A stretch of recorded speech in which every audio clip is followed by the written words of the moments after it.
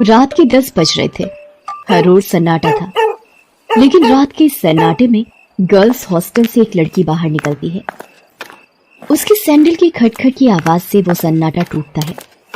बाहर उसके इंतजार में एक आदमी अपनी बड़ी और लंबी सी कार में बैठा हुआ है। वो उसकी कार के पास जाती है और उसके शीशे पर नॉक करती है। शीशा खुलता है। लड़की अंदर बैठे शख्स से पूछती है, दिवाकर मित्तर? अंदर बैठा आदमी सहमति में अपना सिर हिलाता है। फिर वो लड़की, जिसका नाम शोभा था, वो उसकी गाड़ी में उसकी बगल वाली सीट पर बैठ जाती है। दिवाकर मित्तल उसके चेहरे की ओर मुस्कुराकर देखता है और कहता है, जैसा सुना था वैसी ही हो तुम, बहुत तीखी, लाल मिर्च की तरह। दिवाकर मित्तल के पैर कार के एक्सीलेटर पर जाते हैं और पल भर में कार हवा से बातें करने लगती है। थोड़ी देर बाद वो कार शहर के एक सबसे बड़े 5 स्टार होटल में प्रवेश करती है। दिवाकर मित्तल पार्किंग में अपनी कार लगाता है और होटल के रिसेप्शन पर जाता है और अपनी प्री बुकिंग के बारे में बताता है। दिवाकर अपने रूम की चाबी लेता है और शोभा के साथ उस कमरे में जाता है। दिवाकर दरवाजा बंद करता है और शोभा से पूछता है, कुछ लोगी तुम, पीने या खाने में? आप जो भी मंगा लीजिए। दिवाकर होटल के कमरे में लगे फोन से रिसेप्शन पर कॉल करके अपना ऑर्डर देता है। थोड़ी देर में वेटर ऑर्डर लेकर आ जाता है। वे दोनों खाने के साथ साथ थोड़ा थोड़ा पीते भी हैं और फिर दिवाकर और शोभा एक दूसरे में खो जाते हैं। सुबह जब शोभा की नींद खुलती है तो दिवाकर वहां नहीं होता है। उसके तकिए के नीचे नोटों की गड्डी रखी होती है। वो गड्डी को उठाती है, फिर होटल के बाहर आती है। बाहर आकर वो एक कैब बुक करती है और उसमें बैठकर गर्ल्स हॉस्टल की ओर निकल जाती है। कैब वाला बीच बीच में उसे घूर कर देखता है तो शोभा को गुस्सा आ जाता है। क्या देख रहे हो? क्या देख रहे हो बार बार पीछे मुड़कर? आगे देखकर गाड़ी चलाओ, नहीं तो अभी तेरी कंपनी में फोन करूंगी, फिर सारा घूरना निकल जाएगा। कैब वाला शोभा की बातों से डर गया। शोभा कैब की खिड़की से बाहर देखती हुई जा रही थी और मन ही मन खुद से बातें कर रही थी। सब कुछ कितना फेक है ना यहाँ, सब कुछ।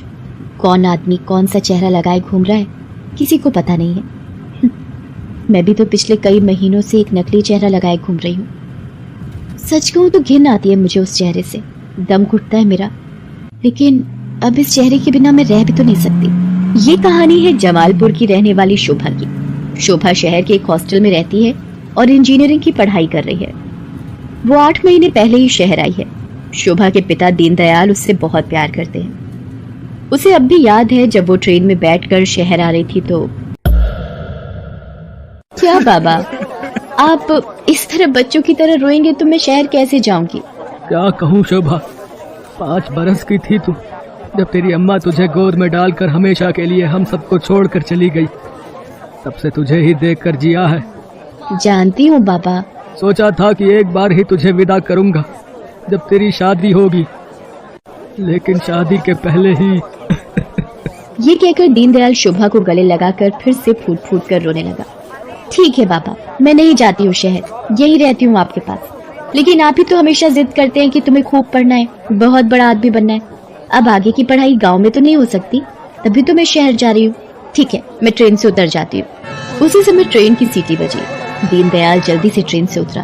ट्रेन ने कुछ ही देर में रफ्तार पकड़ ली। शोभा ट्रेन से आगे निकलती गई और दीनदयाल पीछे छूट गया। शहर में शोभा गर्ल्स हॉस्टल में रहने लगी और अपनी पढ़ाई करने लगी। उसकी रूम पार्टनर थी रेखा। रेखा का बैकग्राउंड भी शोभा की तरह ही था। उसके पिता नहीं थे।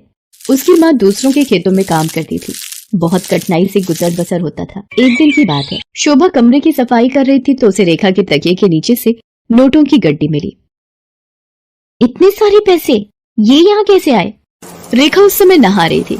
जब वो नहाकर बाहर आई तो शोभा ने उससे पैसों के बारे में पूछा, लेकिन रेखा ने उसकी बात का सही सही कोई जवाब नहीं दिया। आश्चर्य तो हुआ, क्योंकि वे दोनों अच्छे दोस्त थे। कुछ बात तो है जो रेखा मुझसे छिपा रही है, लेकिन क्या? शोभा ने एक बात और नोटिस किया कि हफ्ते में 3-4 दिन रेखा रात को कहीं चली जाती थी और सुबह वापस आती थी। उसने इस बारे में भी रेखा से पूछा तो, तू भी बिना मतलब जासूसी करती रहती है, तू अपने काम से काम रखना।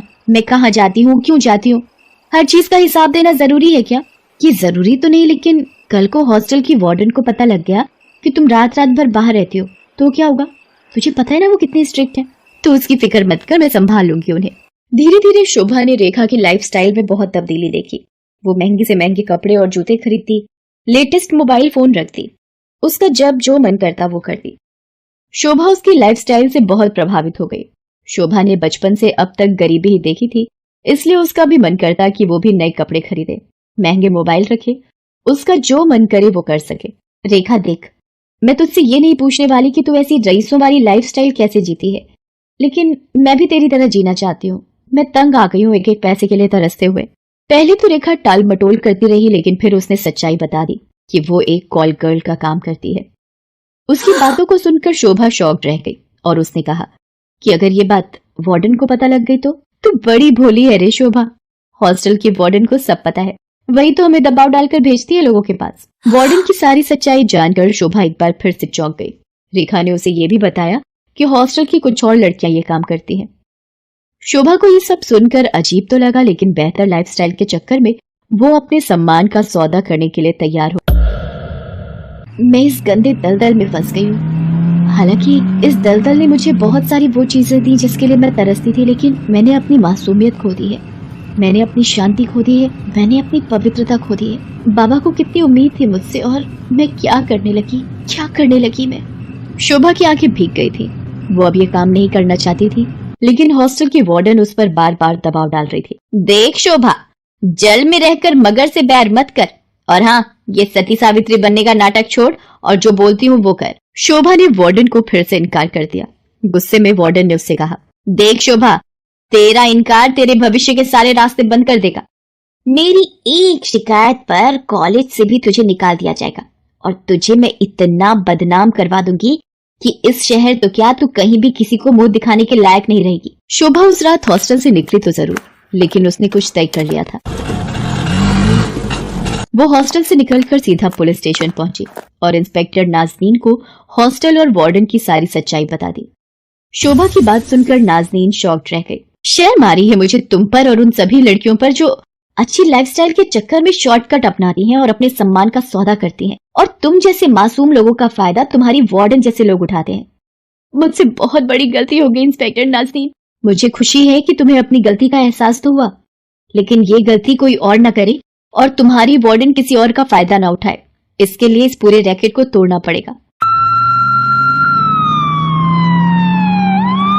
इंस्पेक्टर नाज़नीन ने वार्डन को गिरफ्तार कर लिया और उसे जेल भेज दिया। जिस वार्डन पर लड़कियों की सुरक्षा की जिम्मेदारी थी, वो उनका सौदा करने लगी थी। इस बात को सुनकर पूरा शहर सन्न रह गया। आज शोभा इंजीनियरिंग के लास्ट ईयर में है और वो बहुत ही मेहनत से अपनी पढ़ाई कर रही है। आखिर उसे अपने बाबा का सपना जो